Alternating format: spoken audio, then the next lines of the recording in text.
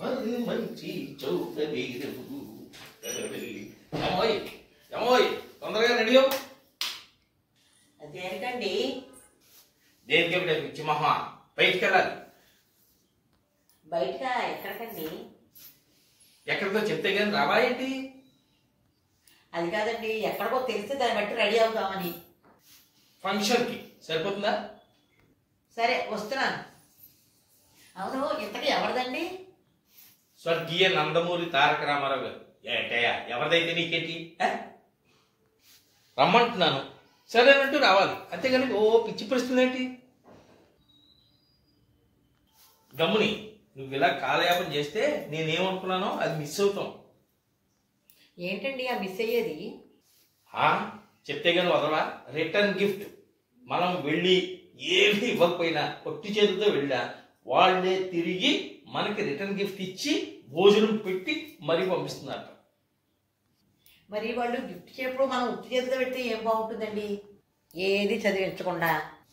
అబ్బా, సంతలో పోగుందా గుంపులో గోగుందా అని మనం ఇచ్చేటువంటి గిఫ్ట్ కోసం వాళ్ళు ఆలోచించినటువంటి వంశట్ట వాళ్ళు.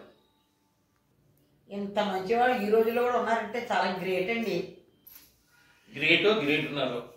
ఇంకొంచెం ఆలస్యం కనుక నువ్వు చేసావంటే మనం ఏదైతే తెచ్చుకోవాలో ఆ రిటర్న్ గిఫ్ట్ మిస్ అవుతాం. అది సంగతి. అబ్బా ఇదిగో వస్తున్నాను బాబు, అలా కంగారు పెట్టేదాకా ఇదిగో రెడీ అవ్వాలి కదా నేను. మీకులా మేము ప్యాంటు షర్టు వేసుకుంటే సరిపోతుందండి, నగలు అక్కడ బోర్డని వేసుకోవాలి. అబ్బా అదే వద్దంటున్నాను. కాలయాపన చేస్తే ఆ కళ్యాణ మండపాన్ని ఖాళీ చేసి వాళ్ళు వెళ్ళిపోతారు. మనం రిటర్న్ గిఫ్ట్ తెచ్చుకోలేదనే బాధతో మనం మిగిలిపోతాం.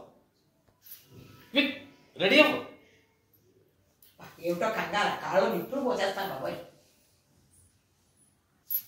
సరే, అమ్మాయి ఎక్కడుంది? అమ్మాయి ఎక్కడ ఉంటుంది? వాళ్ళ ఇంట్లో ఉంటుంది.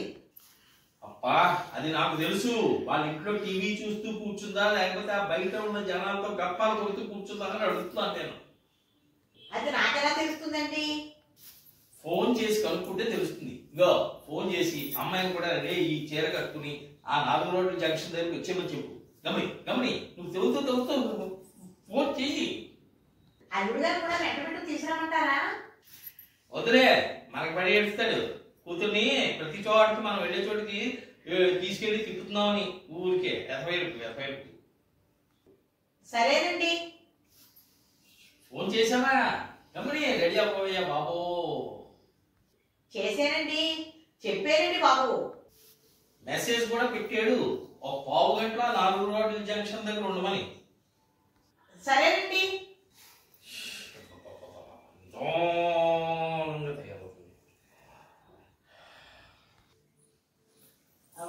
అవునండి, ఇంతకీ ఫంక్షన్ మీ వైపు వాళ్ళదా మా వైపు వాళ్ళదా? దారిని పోయే దాన ఇది. అన్ని చెప్పాలా? చెప్తే కానీ రావా ఏంటి?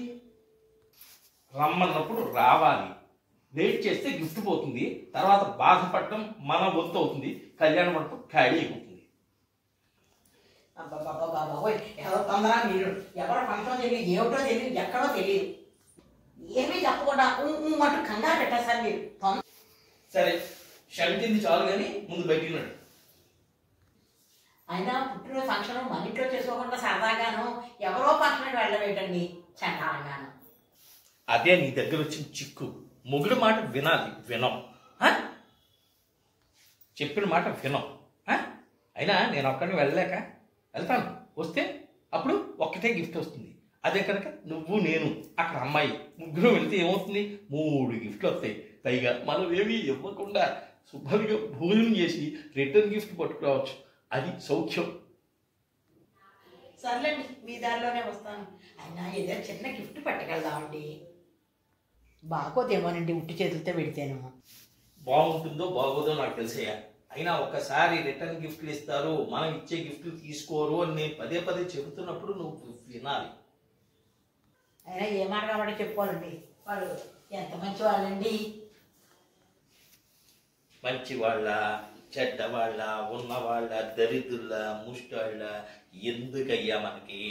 వాళ్ళు అక్కడ ఫంక్షన్ పెట్టుకున్నారు, భోజనం పెట్టి మరీ రిటర్న్ గిఫ్ట్ ఇస్తున్నారు. వెళ్ళాలి అని అన్నాను, నాతో పాటు నువ్వు వచ్చి అంతే. నడవండి బాబు వస్తున్నాను అయితే కంగారు మీరు నడవండి. అలా బాగుంది రా. మంచి చోటని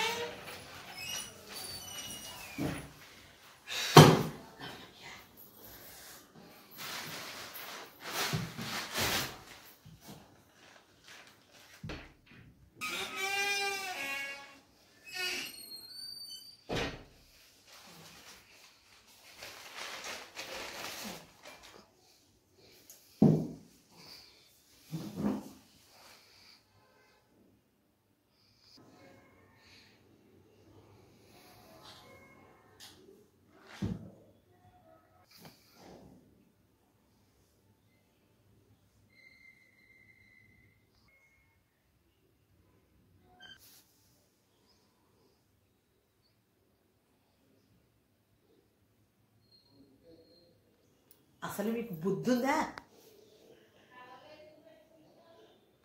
జ్ఞానం ఉందా? అసలు మీరు మనిషేనా అని నేను అన్నాం. ఇవేమి మీలో లేవు కాబట్టి. అరే ఫంక్షన్ ఉంది రెడీ అవ్వు అంటే ఏ పెళ్ళో ఏ రిసెప్షనో ఏ గొడుగో ఏదో అనుకుంటారు కదా.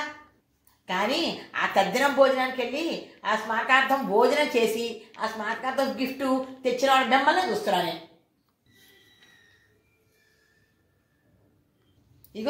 ఇదిగో దరిద్రానికి దరిద్రుడితో పాటు దరిద్రం తోడైనట్టు నేను ఇంకా చాలదన్నట్టు లిప్స్టిక్ రాసుకుని పట్టు చీర కట్టుకుని మానమ్మ రమ్మన్నట్టు మళ్ళీ ఏమిటండి అసలు ఇది?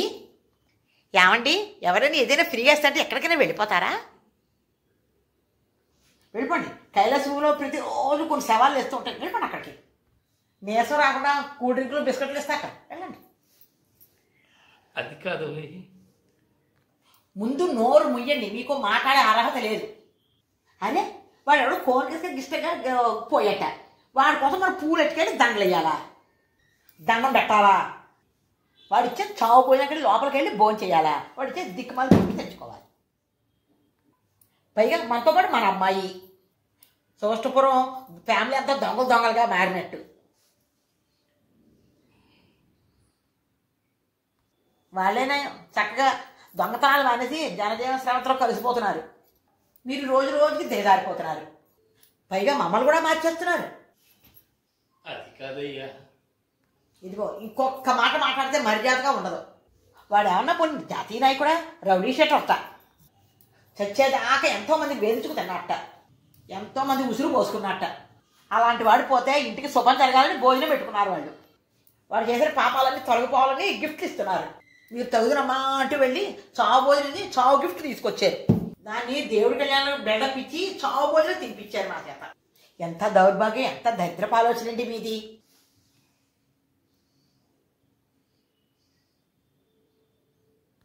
అగో ఆ చచ్చిన శవం ముందు పేలాలు ఎరుకునే వాళ్ళగా ఆ మొహం ఆ ఎక్స్ప్రెషన్ మార్చండి కాస్త. దరిద్రంగా అది మార్చండి చాలు. ఈసారి నుంచి ఎప్పుడు ఏ ఫంక్షన్కి రమ్మన్నారో అయిపోతారు. ఎంత నీచమైన పని అండి. అల్లుడు గారు తెలిస్తే ఏమైపోతుందో అసలు. అబ్బా చంపకే, ఇందాక నుంచి చూస్తాను కాయకులా పొడిచి చంపుతో. తప్పే, నేను చేసింది తప్పే. ఆ తప్పుకి పశ్చాత్తాపడుతున్నాను. పశ్చాత్తాపడితే సరిపోదు, ప్రాయశ్చిత్తం ఒక్కటే మార్గం. ప్రాయశ్చిత్తమా ఏమిటో? ఇలాంటివి 100 జగ్గులు కొని గోదావరి సాధువులు ఉంటారు కదా, వాళ్ళందరికీ పంచిపెట్టి కాకినాడ సుబ్బయ్య హోటల్ కదా అక్కడికి భోజనం తెచ్చి పెట్టండి. ఈ ప్రాయశ్చిత్తానికి ఇదే మార్గం. 100 రూపాయలు జగ్గిచ్చిన పాపానికి 100 మందికి ఈ జగ్గులు కదా. 100 రూపాయలు విలువ చేసి భోజనం పెట్టిన దానికి 100 మందికి భోజనం పెట్టాలా? ఇదే ప్రాయశ్చిత్తం. పైగా కాకినాడ సుబ్బయ్య హోటల్ నుంచా? అంతేనండి. నా మాట జవ దాటారో అంతే సంగతులు. తప్పైపోయింది లేవయ్యా, ఈసారి కుదిరి నన్ను క్షమించి. ఈసారి క్షమించాను కాబట్టే మళ్ళీ చెబుతున్నాను, ఈసారికి వదిలేస్తున్నాను అని క్షమించేది ఉండదు. ఇంకా ఇంకోసారి ఇలా జరిగితే నా నోటితో నేను చెప్పను, నేను ఇస్తాను రిటర్న్ గిఫ్ట్ ఈసారి. అంటే అదిగో కాకు అవ్వండి, కాకరుస్తాను కదా, అర్థమైందా? Gift return gift.